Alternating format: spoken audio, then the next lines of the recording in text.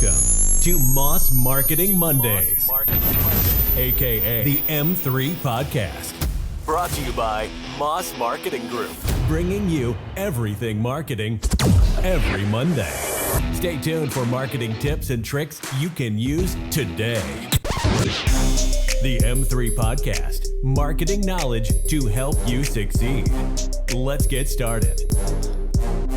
Welcome back to the M3 Podcast. We've already had about an hour of talking before, so As per usual. I know. We were just like, you know what, we need to hit it and get it started.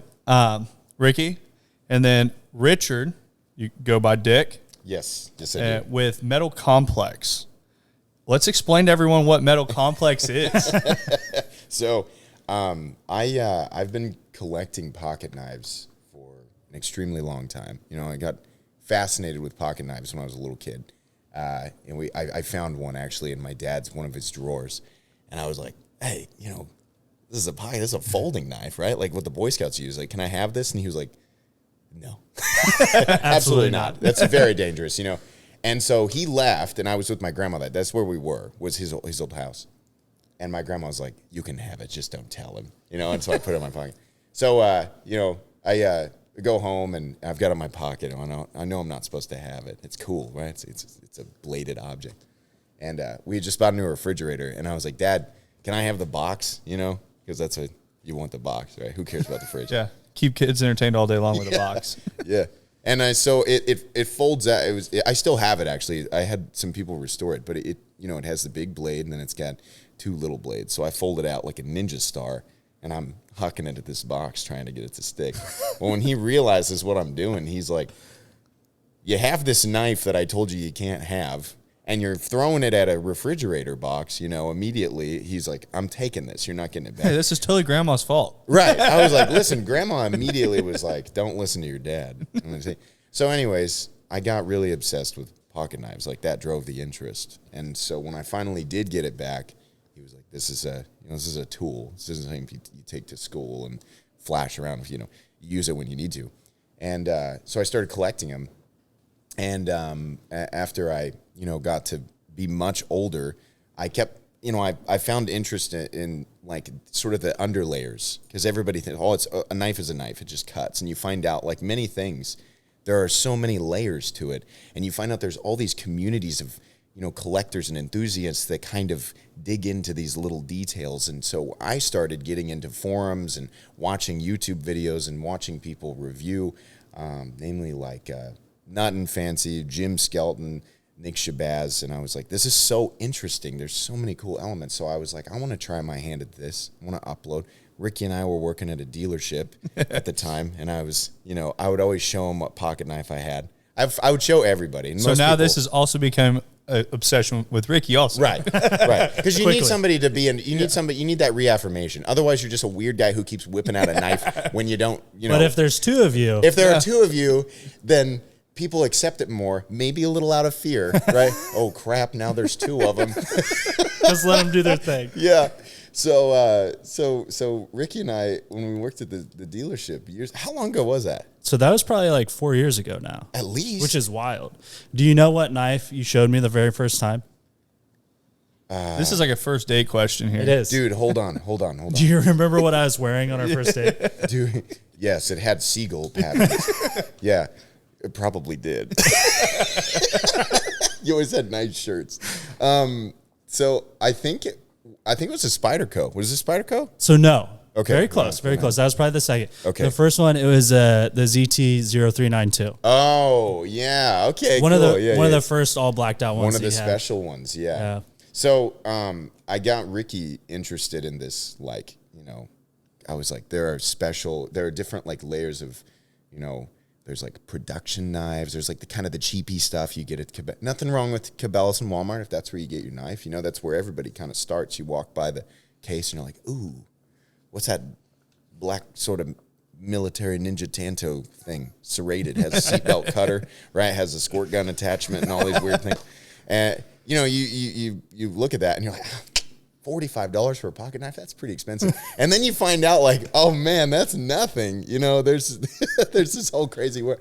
So I got him interested in that, and I was like, I think I'm going to upload Like, I'm just going to talk about something. Because I was already way deep into this. I was already into, like, stuff, like, fully, like, American-made, mid-tech, like, kind of halfway custom, halfway production stuff.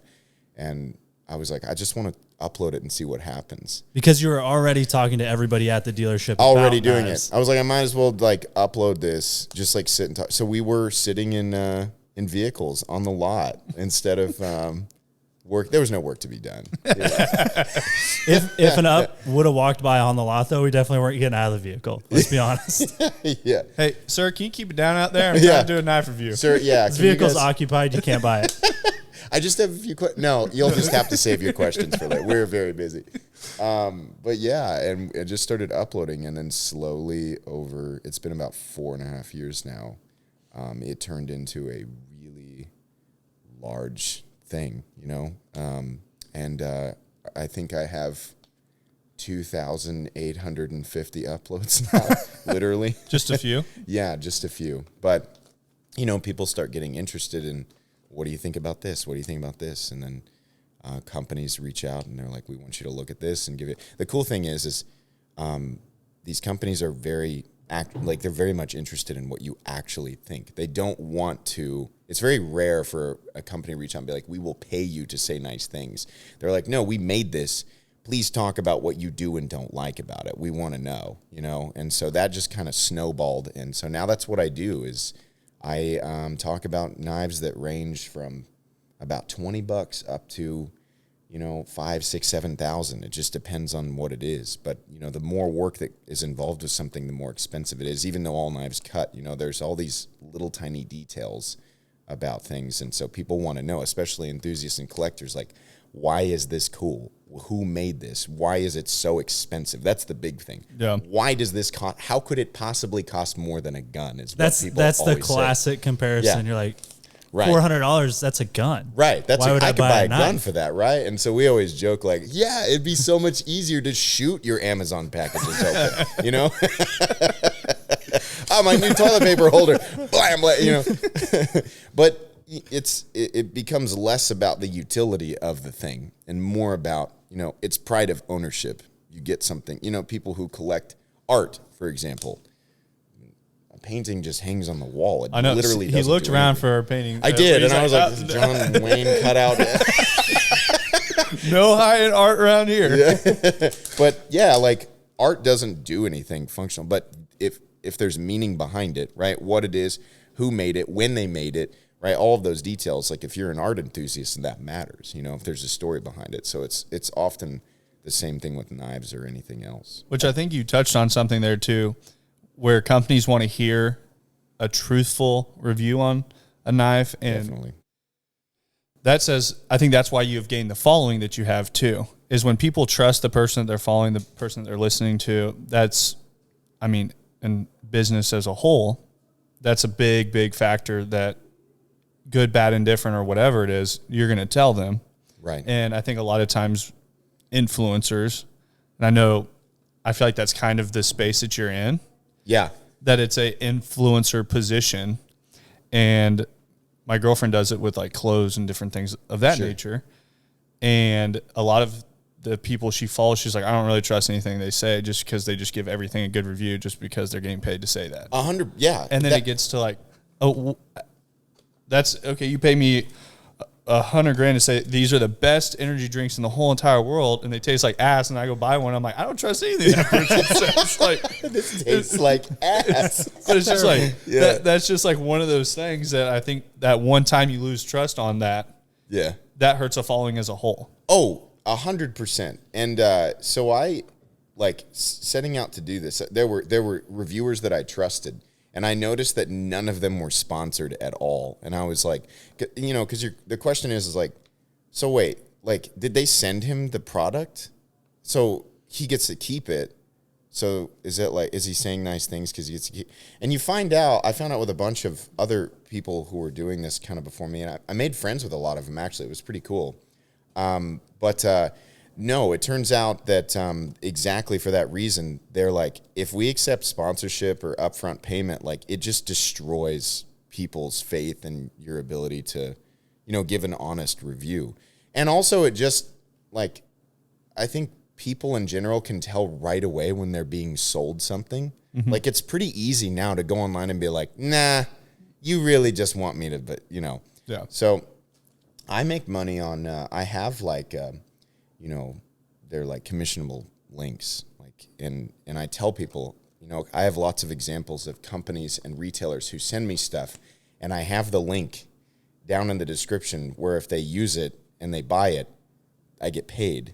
And in the same video, I'll be like, do not use that link to buy this because it sucks. It's down there and it's your choice, and I will get paid if you click on it, but don't. There are better things to buy. And I try to do that. And the retailers and even like the manufacturers and the designers are like, we still appreciate you saying that because it works out. It's better for everybody if you're just honest. Yeah, you know? and because then if they do make a better product and then you review that and you say you actually like it, that holds a lot more value because they know, oh, well, he didn't like this one and he was honest about it. And it's also way more fun. I mean, like, can you imagine? It's just like, here is the next thing that you should buy. It is very good. Enjoy it. Use the link.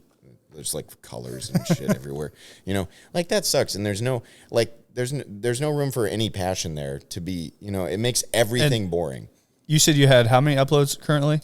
Like 2,850. So anybody that has 2,850 uploads and all of them are positive, I'm like, Yeah. they're like, okay, yeah. I found a Reddit discussion about me one time where people are like, "Is this guy legit?"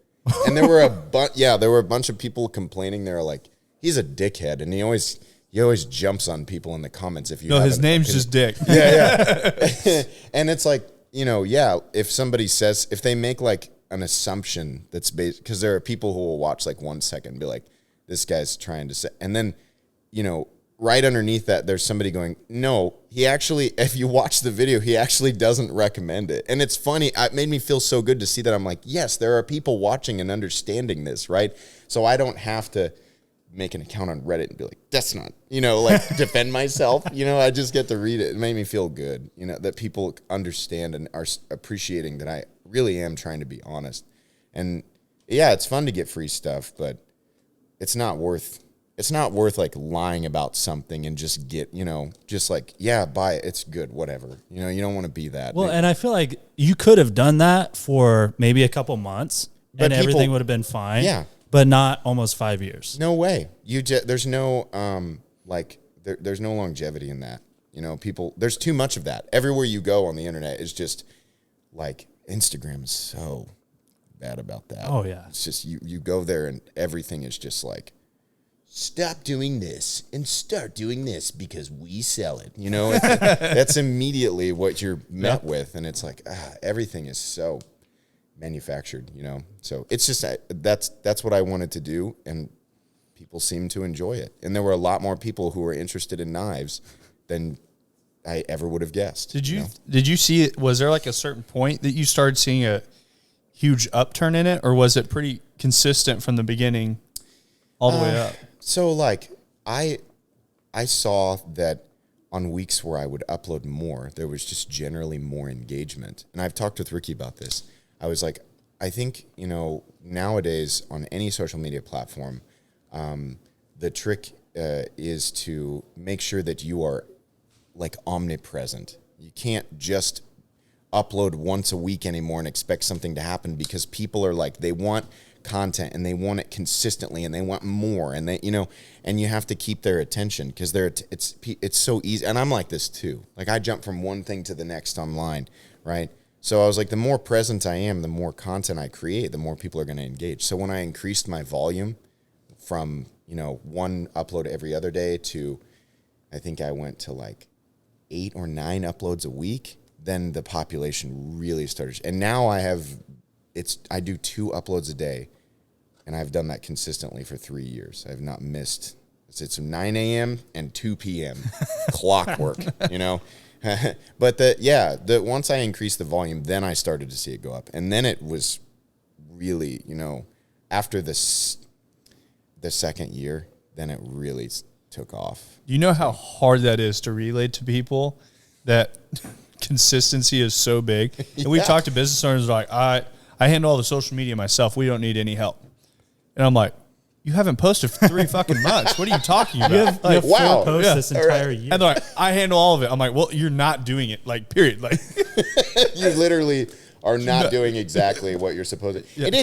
It's consistency. And, you know, remember, it was 3 months to get 100 subscribers. It felt like it took forever. But I was so proud. I was like, 100 people care enough to at least click a button and be like, okay. I remember I went back in my Instagram stories because they're all archived. And I remember like sharing your, like a screenshot of your page and being like, hey, let's get Metal Complex to 100 subscribers. Dude, man. And it was I remember just being so happy that it worked. You know, it felt like I put something into this and people, you know, came back and supported me. And then it took a year to get 1,000. And then after that, it just was nuts. But I just kept on. I was like, I'm not going to let my foot up off the gas. But it was still important to put out meaningful, relevant content covering the things that were like new releases from companies, which was in turn easier because these companies were reaching out and saying, do you want to check out these new things? You know? And so. When did people start reaching out to you on it? When did you see that? It was probably in closer to the end of the second year that companies were reaching out. Because it's not, you know, like people, I think there's a misconception that like anybody who has a lot of subscribers is getting a lot of views. But the truth is my views shot way up. My engagement shot way up higher than what's normal for a channel with my subscriber count. And I think companies took note of that. There are websites like Social Blade where you can compare, you know, different YouTube channels and, you know, social media content creators. You can see who's actually getting engaged. If you have 1 million subs, but you're only getting 5,000 views a month, then that's the engagement. Yeah, you need the engagement. You want people to engage with you, right? But some channels have substantially less subscribers and much more engagement. And I think companies noticed people are watching this dude's content a lot, and they're paying attention. And mainly because I had so much of it, I was creating so much of it. It filled up their feeds, you know. So yeah, it was towards, I think, maybe the end of the second year, and that was really, it made me feel pretty good. I was like, people are reaching out to send me stuff for me to look at and talk about, which is great because I'm running out of stuff to talk about. It's my dream. Yeah, that's exactly what I wanted. So on your YouTube page, Instagram page, everything social platform wise, is it ran as a company or is it ran as a personal, just doing knives? I have to run it as a business. So I know that so we deal with all business owners that we work with, that we run their social platforms and things like that. And there's been a huge shift in the last 12 months on the push in Facebook, Instagram platforms, so the meta platforms, on pushing business stuff organically. Yeah. And Instagram's pushing a lot more towards the reels right now, trying to keep up with TikTok. Definitely. And I think it's coming into the Facebook space also. But like we have a dealership that has 60,000 followers on Facebook. 12 months ago, if he posted, he would get on average between 40 to 55,000 people would be met by that one post. Now he's lucky if he hits 5,000 people. So it's Facebook and Meta want to take it towards that Google space of like, if you're a business owner, you're going to pay to play in the space. Yeah. And I know YouTube still is that they're going to push whatever people watch. Right. I don't feel like it's the same kind of area. It's a ad style going into a video if someone's paying for that. But realistically, I didn't know if the YouTube worked the same on pushing a individual, a business, how all that looks. It's so I'm on Instagram as well. And fast forwarding to right now, I have almost 29,000 followers on Instagram, and I have 125,000 on YouTube. And the traffic between the two, it's way more on YouTube. Yeah. But I post more often. But still, though, like if you condensed it down and looked at it, Instagram is a lot more tricky, and they want you to follow like certain rules, and they want you to do certain things.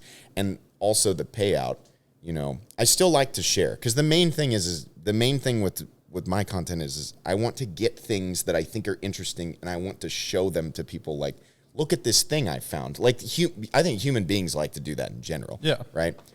So I still like to do that, but I obviously want to optimize my reach and engagement and stuff like that. Instagram has a lot of like, well, we got to put this block here and we got to put, and it's like you have to jump through a lot of hoops to make it work with Instagram. And so sometimes I'll post a reel and it'll get like 10 to 15,000 views. And then sometimes I'll post one and it'll get like 250, and it's just substantially less consistent than YouTube. YouTube is pretty much like, if you've been doing well in the past, then we're just going to keep showing your stuff to as many people as possible, right? You have to be like consistently bad for a long time before YouTube stops recommending your content. Whereas Instagram, it's like, 2 days. You had 2 bad days in a row. Yeah, you're gone. You're garbage. You're gone forever. Yeah. And then you just have to get lucky again. You have to like post a weird video of like a dog and a tennis ball in slow motion, and then Instagram's like, yeah, you're back in the game. People are liking it. The other thing You're an animal. You got this. Yeah. The other thing about like YouTube versus Instagram is Instagram, you can, like, if you go to your explore page, it's whatever you've been looking at over the past 2 or 3 days. So if you're like, I just recently got into watches more, my whole explore feed is like basically watches. Same thing as if you look at knives, that's what your feed's going to be. Right. So you can like see new things, and people are going to come across your page that way that have no idea who you are. But if it's an old piece of content, it's like, it's just gone. Yeah. Absolutely. It's so weird. That's the same thing I do like about YouTube also, is I feel like there's even traction on old stuff. Definitely. Like, we have it on, so Moss Marketing Group, we haven't been super active on YouTube, and we really don't know what we want to go after YouTube with, just because we work across so many platforms. We've started off using it as like a library to just really show content when we're talking with a client, something, just to have it all in one spot. Mm-hmm. And we want to shift it to a more of an educational channel for marketing, using the podcast as a leverage in that space also. But we had some video from like, I had like 4 subscribers, and all of a sudden it's like at 100 and something. I'm like, whoa! It was it's just one video, just all of a sudden it's like just exploded. It was just a random like 21 Silverado video you did 2 years ago. Yeah, that'll happen, and it's just like, no and it sense. just keeps going. And Dude. It's every day. Every day we get on, more people are subscribing, stuff like that. I'm like, I don't know what other shit is on here that you're like wanting to watch that's comparable. Like, makes no sense. I'm like, I don't think they're watching other stuff, but it's so weird though. But that is exactly why I like YouTube, because the algorithm never stops experimenting with what it's doing. Is over time, it's checking tiny little things like, how long did this person watch this, and who are they, and did they like it? Did they have enough of an emotional response to leave a comment? And it keeps doing that, and it checks these people over time, and so it goes, okay, maybe we should kick this out to these types of people instead. And it keeps doing that until it finds, in this case, it sounded like it was like a pond of hungry fish who wanted exactly that. And they were like, oh, this is good, this. right? Yeah. But that's, if you think about it, that's good, because it works out. If you find like people, a group of people who specifically want that, then it's good for the advertisers, right? Because they have like what type of ads play on it are generally directed right towards the people who are watching, right? So if you're already watching something you want to watch, you want to engage with it, especially if it's like a longer video, then it works out for everybody.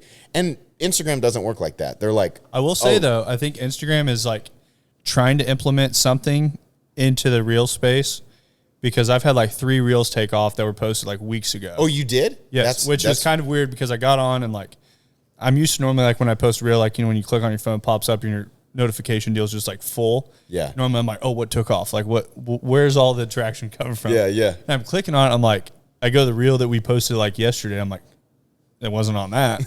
And then I'm like going back to notifications going like, what was that on?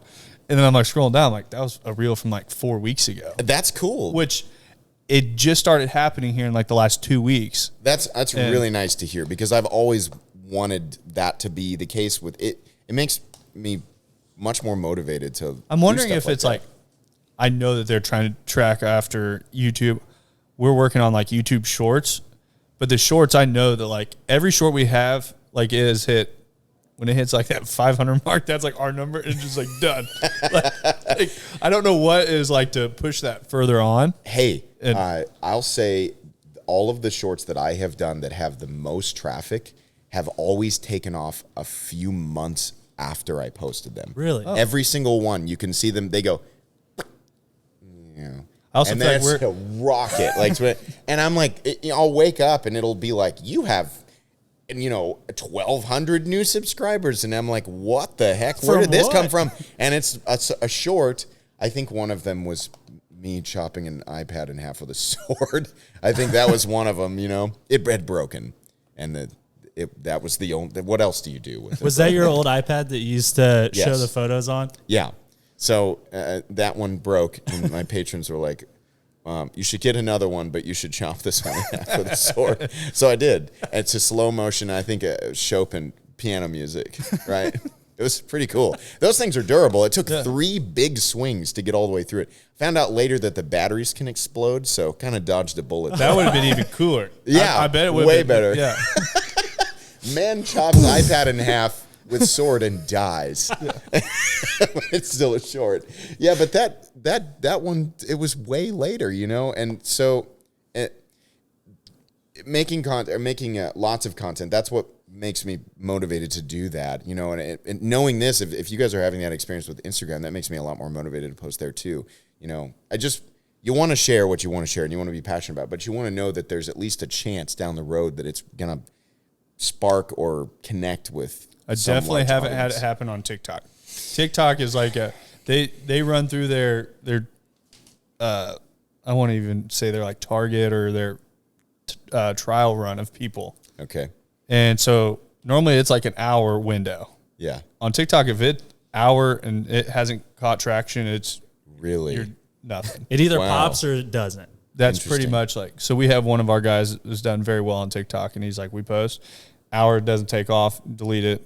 And he's like, Really? And he's like, you just have to run a ton of them. He's like, we've posted the same video like 3 times, and one of the times it hits. Interesting. And he has like multiple videos with like 5 million plus views. That's so I've always been a little bit nervous about TikTok because they don't like pocket knives. They're very sensitive to that. They're very sensitive on Yeah. like content. Anything. So we had a guy in our community. He was like, I've figured out what they don't like. They don't want you to deploy it on camera. You can show it in your hand, and then you can just skip to like a scene where it's out. But there's something about the deploying of it that makes, I don't know, if people That's so odd. what I'm sure they're afraid of is people being motivated to use it as a weapon. That's what everybody's afraid of on social media, is like, teaching people to buy and use weapons for this or that. So he was like, yeah, if you just show it and then you show it open, then whatever their system is, their algorithm doesn't pick it up as like offensive, or, it doesn't flag it, I guess. And I'm like, that's weird. I want to It's know like, where oh. this group of clowns are that are sitting there flagging shit. Where these people are like, whoa, no. Hold on a second. Yep. You've crossed the line with this one, buddy. I want to know, like, how slowly do I have to open Yeah. it? Where it's like everybody's watching. Not a weapon. No. Yeah. Weapon. 2.5 seconds. Clearly not dangerous. Any right? faster than that? It's Any a weapon. faster than that. You don't want to scare the Guy's getting attacked. He can't get open fast enough to defend himself. Hang on a second. Right? Yeah. This guy means no harm. He's clearly just here to open packages. Yeah. Right?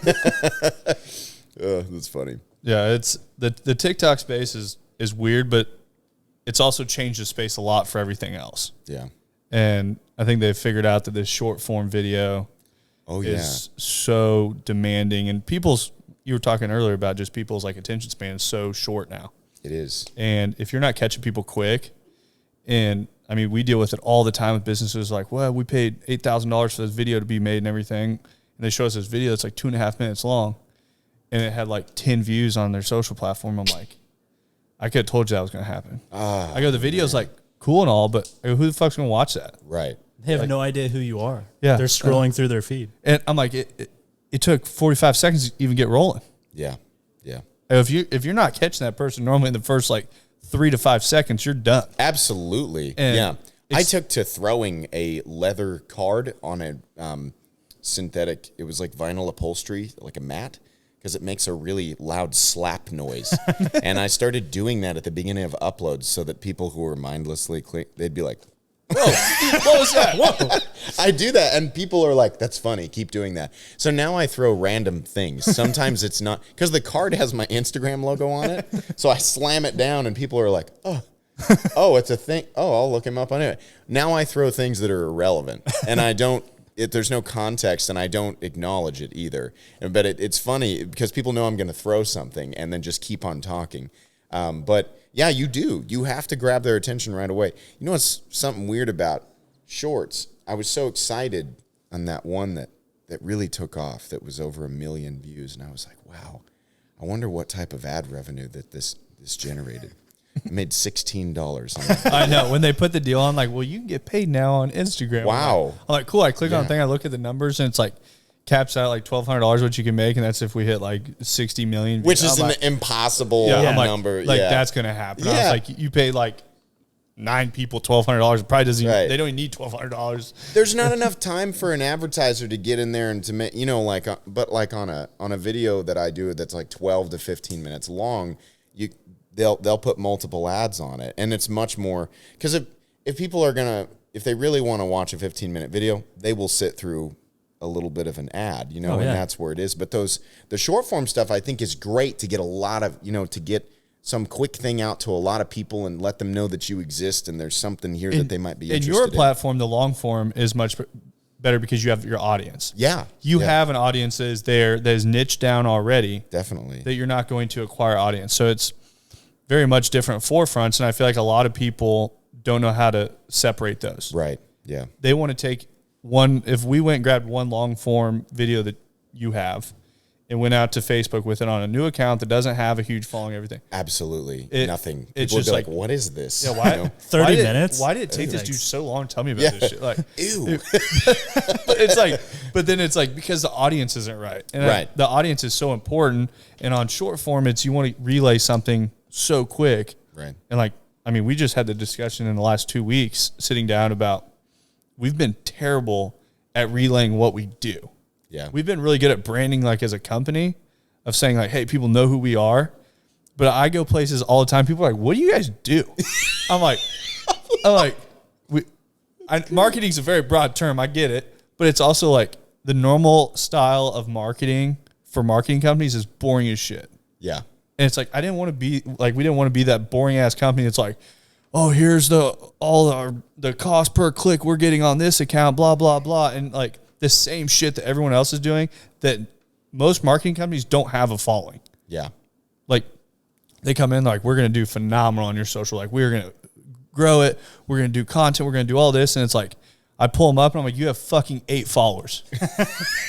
And 3 of them work here. Yeah. I go, so why would I trust you to build our stuff? Right. I had the exact same thing when I worked at the car dealership. This company came in, sold us on all this social growth and everything. And I'm like, I have 13,000 followers on Facebook right now and 9,000 on Instagram, and you have 8. Right. I remember that 8 numbers because that's exactly what that person had. And they're like, well, we don't do it on our own stuff. Why? You should. Yeah. Because they gave you a Step Brothers presentation, right? Black leather gloves, right? Last week we put liquid paper on a bee and it died, Like, what do you do? You know? Yeah. And I think sometimes relaying that message correctly on the ad side, on that short form is like, it's hard in business, and it's hard, but like you're very set in one space.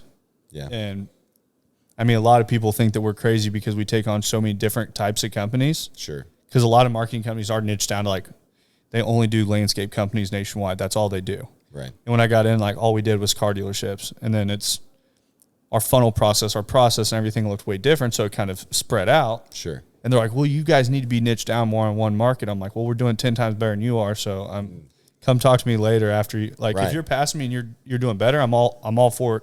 You can't. Why would you just continue? I'm just, the way that things change, and like change is occurring faster, and it's more like it's more as they simplify things, it seems like it becomes more complicated and it moves faster and faster and faster. So if you're just taking like an old pattern and you're like, well, this worked, for this company and with this specific audience, and it worked over this time period, however long ago.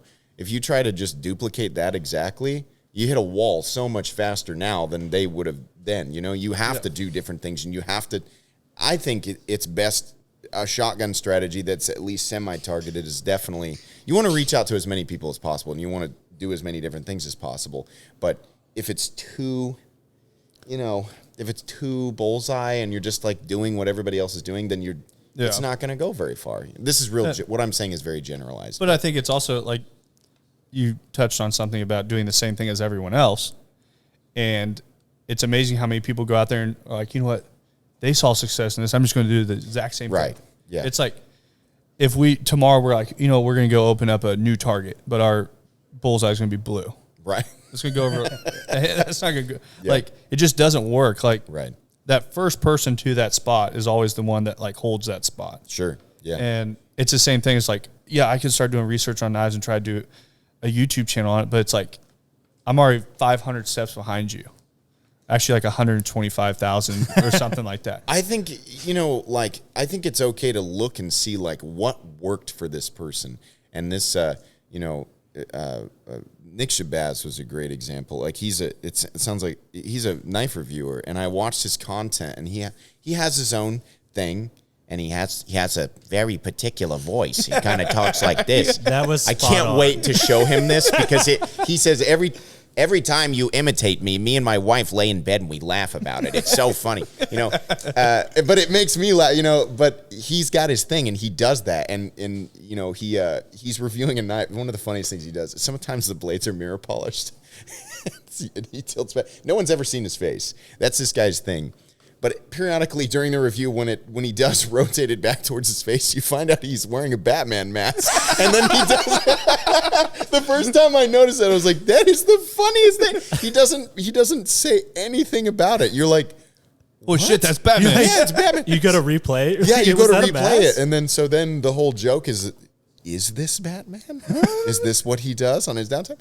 But anyways, I watched his content and I'm like, this is why people engage with him. He has these funny, weird little underlying jokes, but he's also giving good, honest information.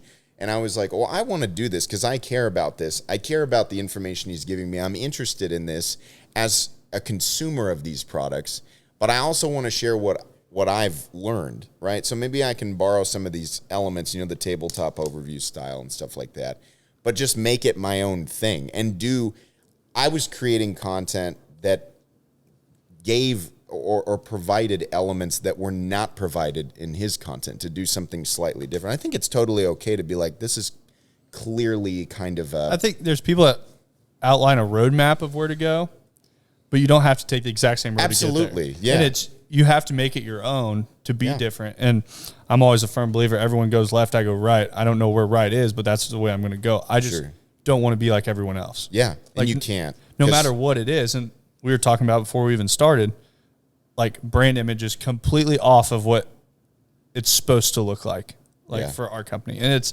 one of those things that was so different and everyone thought it was stupid, but it's like, that's fine. But it's the same thing. Like when you went to do what he does, like if you wore a Batman mask and the thing went back, it would not have the effect of what he had. Not at all. Because it's like, well, that's the exact same thing this guy does. Like he just copied him. Like it's not funny. Yeah, like, exactly. It's not funny. Like if you're doing the exact same thing, he and I did an April Fool's thing where we pretended to be each other without with no indication whatsoever. And it was funny because like the joke with me is that it seems like I get a little too excited about things that are kind of just medium exciting, but like, why is this guy, like, does he drink a gallon of coffee before he starts?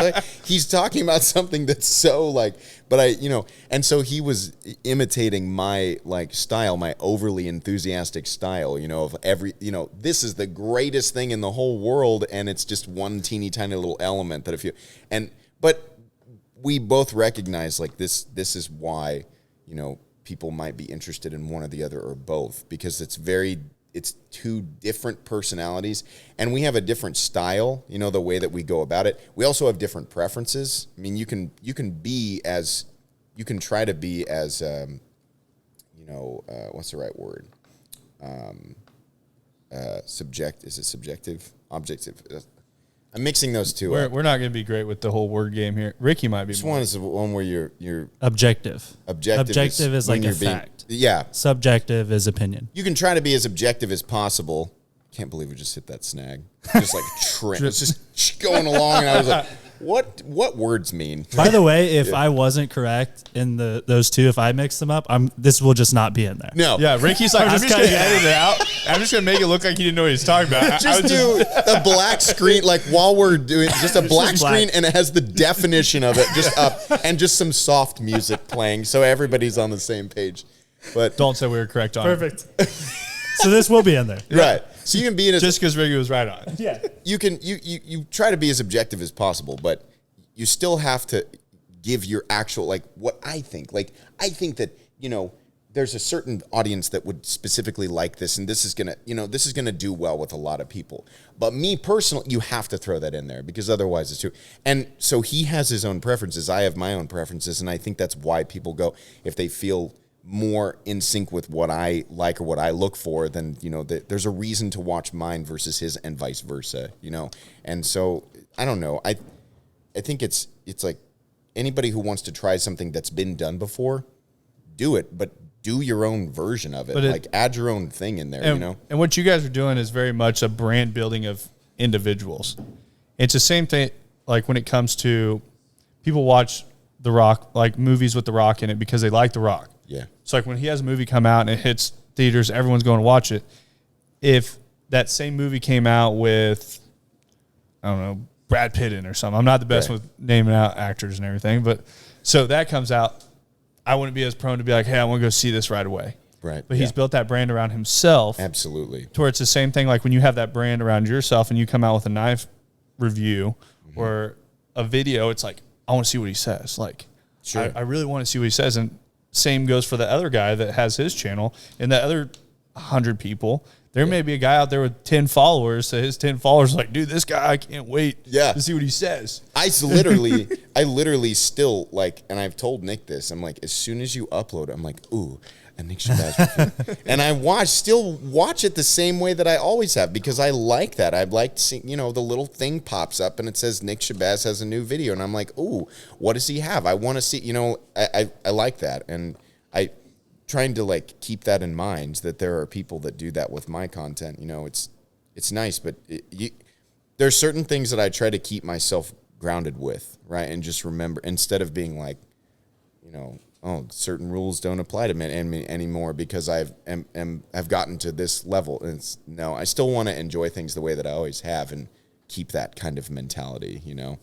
So one of the really interesting things about YouTube specifically is, like you were talking about, that first 100 subscribers took what felt like forever. Mm-hmm. And part of that, I feel like, is somebody's going to watch your content. And obviously it was a little bit different production value when it started versus now. But either way. He was telling us production is still similar. It's still pretty, yeah. It looks like if you go, you're like, is this 2008? Like, what, you know, like what am I watching? Yeah. And it's just become like, I could easily update the video and audio quality. But I think it's become like a funny thing with the people who follow my channel, because they know that it's not like, you know. I think sometimes that brings value to it too, though. Yeah. I think sometimes things get too high level production too fast. Sometimes if you're explaining a knife and you're sitting out in a lawn chair at a campfire, I don't really care if the audio is great. I'm like, and you're just going over like what it is. Yeah. And I think it's the same thing that authentic. If you go to a Mexican joint and you go to the highest, nice, fancy one with the huge logo up there and everything, blah, blah, blah, and you go in, there's places packed, you might not have the best Mexican food you've ever had. Right, yeah. But you could go, it's like some chain place that you're like, it is what it is. Kansas City, you go downtown, you can go into some of these hole-in-the-wall joints that there's a place we get burritos at that, I mean, is probably about the size of our podcast studio. and they have the best breakfast burrito in town. I'm so interested in But this it's place like- now. It's a sound. I believe that's It's real. like you walk in there, and I know I'm getting the best breakfast burrito. It's just it's so awesome. authentic, and it's like perfect. And I feel like it's the same thing sometimes when video, like when people are watching it, that it doesn't have to be perfect. Right. There's a lot of channels that I watch that have like their editors are so quick, and they have the zooms and they have the funny references, and something will explode for no reason, and it's funny because it's real quick and it's, quick-witted, and they've got it cut just right to where it's seamless. That's why I have Ricky here. And that's really fun and entertaining. I do almost none of that, mainly because it's much easier. But I don't cut myself when I stutter or say the wrong word, even when it has an accidental sexual innuendo involved with it, But I will periodically edit something just as a surprise to do like a joke or whatever. And they've gotten used to these being rare occurrences, and they're abrupt, So I don't know what it was. I was imitating like some obvious reaction. So we say like people are like, $400, you can buy, buy a gun for that, and I'll imitate like, this is what you sound like when you leave those comments, and people kind of have gotten used to me doing that and kind of pushing it. But at one point I just because I felt like it that day, I inserted a clip of Bobby Boucher drop kicking that guy in the end zone, and everybody was like, you never do that. That was so random. And so now I've kind of taken to, like, it's still going to be basically all one take, but I might throw weird stuff like that in there every now and then because they don't expect it. And so it's just kind of, you see what works, what your audience likes. And if they like something, then you don't manufacture the exact same joke every single time, but you try to cater a little bit while still being yourself and still being real, And one of the things about your situation specifically, if you had a really overly produced video, you couldn't get 2 out a day.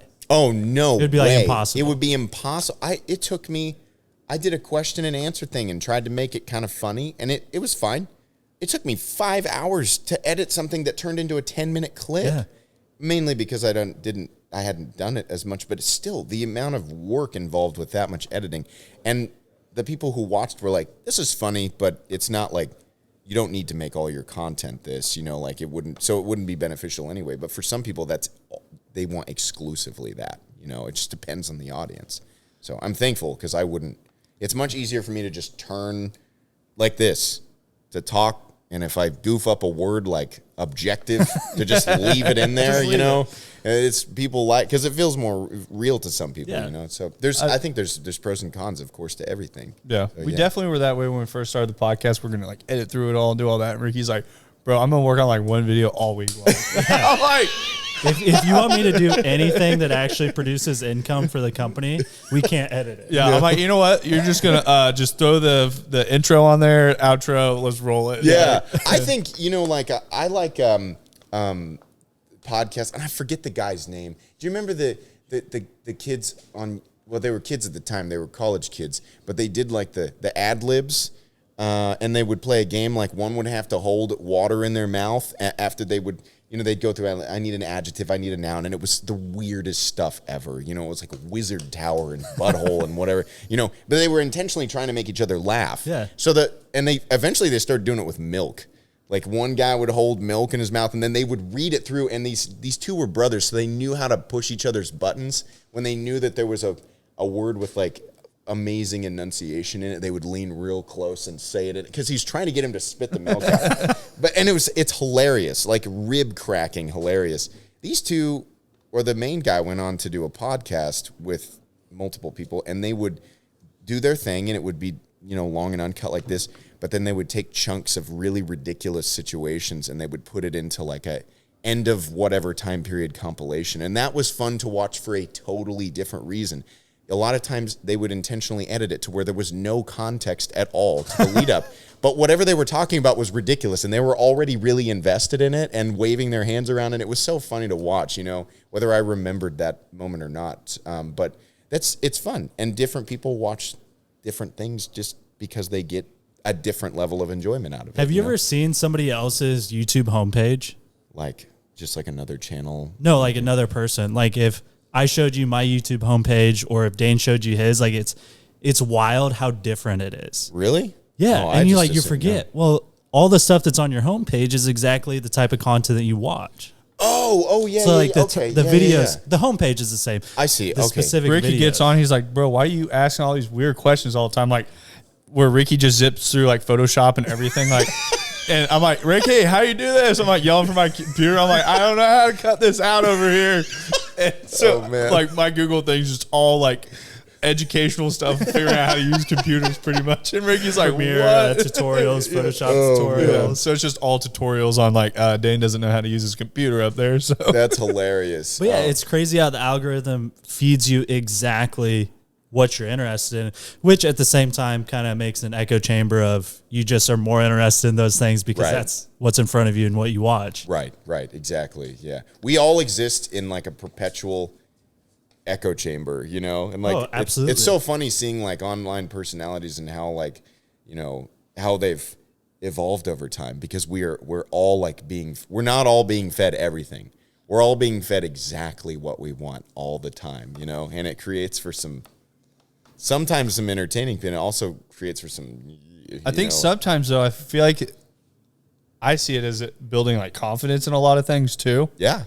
Because I see a lot of, of course, the stuff that we're putting out, we see the same kind of stuff coming back, and it's like, whoa, our stuff's a lot better. I'm like, I don't know, put more of it out, keep pushing. Like, it's like when you're like driving forward, sometimes like you get that wind out of your sail, and then you're like seeing all this other stuff, and you're like, oh no, like put a lot more wind in my sail. You know, on that same note, sorry to keep hijacking the subject, but in the beginning, you have this because you kind of, at least I felt directionless. I was like, well, you know, I didn't ask myself, well, who do I want to watch my channel? I was like, I want as many people as possible. So I want to cater to as many people as possible. And in the early days, I came off as like very like, hello, everybody. Today we're going to be taking a look at the XM18. And I was like, I don't want to offend anyone. I want people to get factual information as quickly as possible. And, you know, and then what I found is that, like, I got so many more critiques on things. And people like, you should change this and do this because and then over time I started to be more like this, how I am normally. Well, if you met that person at a bar or a restaurant and they come up and they're like, hey, I'm going to tell you about the menu today. Yeah. I'd be like, bro, get the fuck out of here. Like, can I get a different waiter or something? Like, I don't Can want you replace yourself with a human being? Because you suck. You know? Like, so I think people have got this like persona that have to be like that. Yeah. You have to, like in a digital space. Like, no, you don't want to, you just like, I want everyone to come here and I want it to be a magical place where no one complains about everything or anything. And as soon as I started being like, this is how I'm going to do this, and sometimes I'm going to yell and throw things, and if you don't like that, then you can take a walk or eat a rake. I don't care, you know? And I started doing that, and people were like, yeah, tell us, you know, how you actually think. And sometimes we're going to complain, and then sometimes I'm like, I don't care what you think because this is what I make here. And I found that people just appreciate it. And the people who don't like it, that's the magic of social media. You can just be like, I'm just not going to watch this anymore, you know, and you can just go somewhere else, you know? And so you end up with, in this case, I ended up with a population of people who think relatively the same way as me. And then you keep getting that reaffirmation, you know, that it's good. How much has it grown with, like, I know a lot of people, I mean, majority of people that haven't made it to your spot that, I mean, are dealing on a very, very, very small scale of next to nobody. And they're so freaked out about like that one hater. Like, I deal with it with my girlfriend on running sponsored ads. Like when we post her house, like she does it on her own personal page and she's always done very well with it. But I'm like, we're getting into the sponsor ad side of things, blah, blah, blah.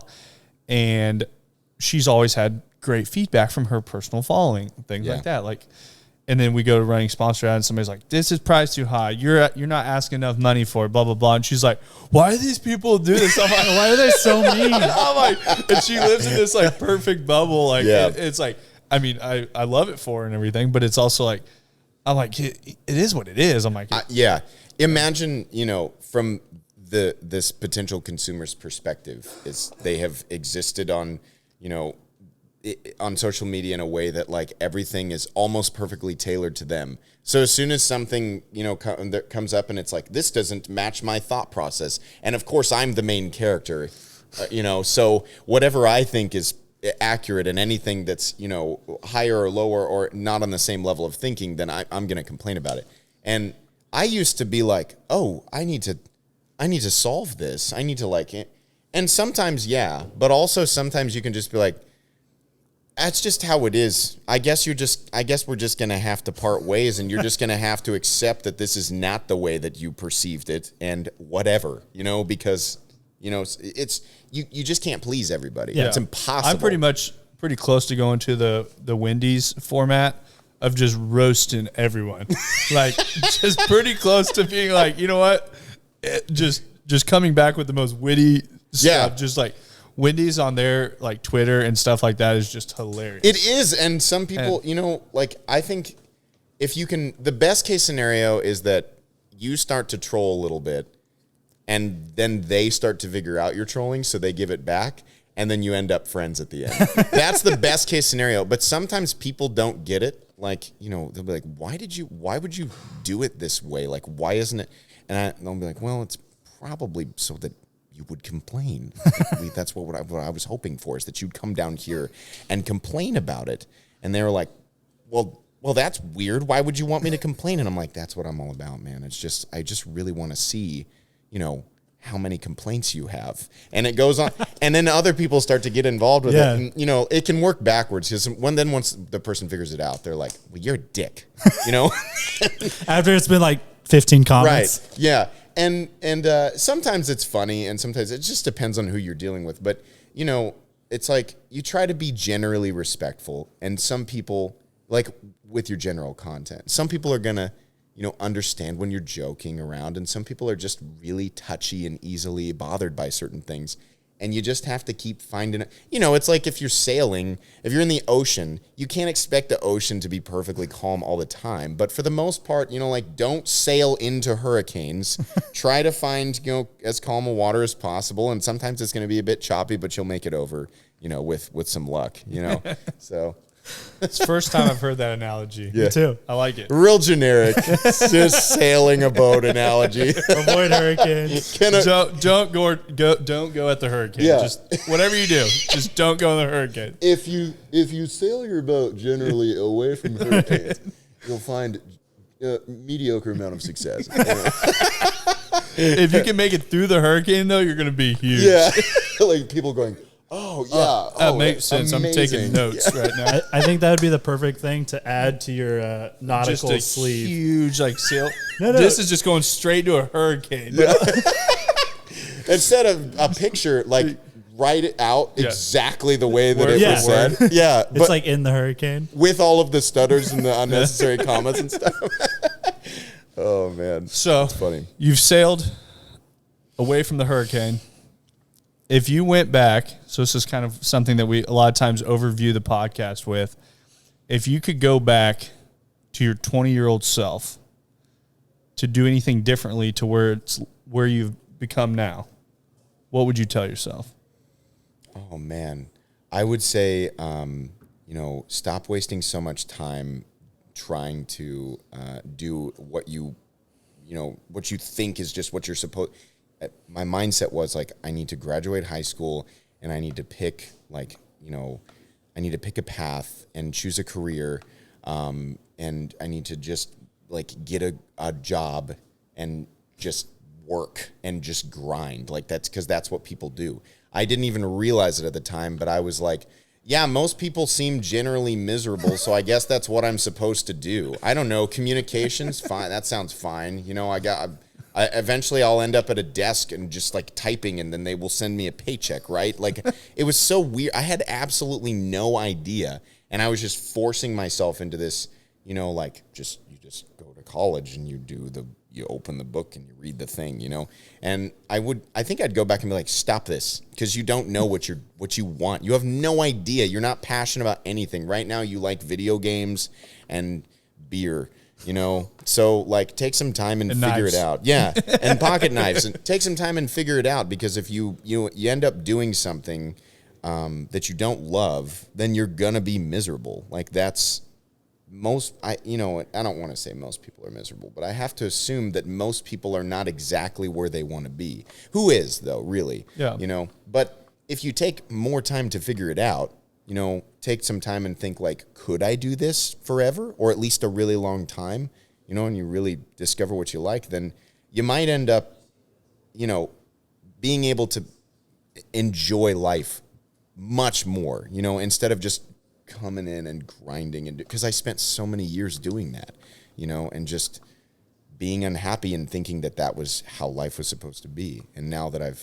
figured out what I want to do, life is just a lot better. So I think most people would go back and say that to their 20-year-old selves. So do what you want to do, be happy. Yeah. I think that was the same thing on our last podcast that we talked about too, was a lot about just being happy with what you're doing. Yeah. And always driving forward and everything. It's so important. Yeah. It's so important because you only get, it's like people say, and we hear it all the time. You only live once. Do what makes you happy. But it goes in one ear and out the other until you actually experience a chunk of it. And you're like, oh, this is what people were talking about. Yeah. I've been wasting my time, I've wasted way too much time to get to this spot. And, But any last thoughts, anything? We will link everything below to Metal Concept and anything else. Complex. It's all right. Metal Complex. What? Metal Complex. Metal Complex. Yeah. I appreciate that. Yeah, we'll link everything below. I might have Ricky actually edit that part out. I'm going to make him edit something. Can't have me butchering that. It's true. Hey, that's okay because I've done that before too. Said it wrong like twice after. To be fair, I've just gotten to other people, to other channels. To be fair, I've been in like the knife. I was not in the knife space whatsoever until.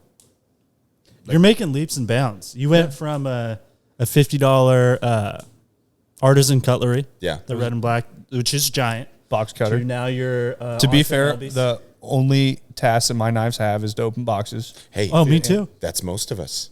I don't even open. Now some I just boxes have a with really mine. expensive box opener. Yeah, exactly. And you get to show that to other people, and then it's weird. My box cutter's better than your box cutter. You find out, loser. You're like, what? How is this? How is there this weird world under that? Why are all these weird people so? And then you get interested in it, and then you're telling other people, and then you're like, oh, I get it. This is a strangely addictive hobby, Yeah. With the very interesting part being, a large portion of the knife community, they invest in like a really expensive knife, but then they actually don't even use it. Not at all. It has zero utility. Nope. You play with it. You play with it. People do the same thing with guns too. Yeah. That's very true. Yeah, you just shine them up, right? And you display. I mean, I don't use it. I have it. I can have just see it. It is a thing that I now have in I possess it, I don't know that there's anything else that I wanted to talk about. I appreciate you guys letting me do this. Very thankful that you came on. This was a blast, and it's fun to do this with people who want to talk.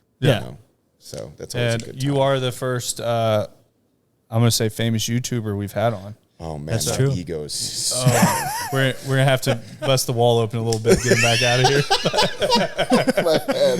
Oh man. But yeah, I am very, very thankful that you came on and everything. And greatly appreciated. Cool. Like we said, we'll link everything below. Thanks. And this is the M3 podcast. Key Dalton. He's on his way over there. Dude, we're gonna have to work on this. This is number 2. Well, it was kind of out of nowhere. Yeah, Key Dalton. Thanks for listening to the M3 Podcast. Be sure to subscribe so you don't miss the next episode. Want to learn more? Check us out on Instagram at Moss Marketing Group, on Facebook at Moss Marketing 58, or on our website at mossmarketinggroup.com.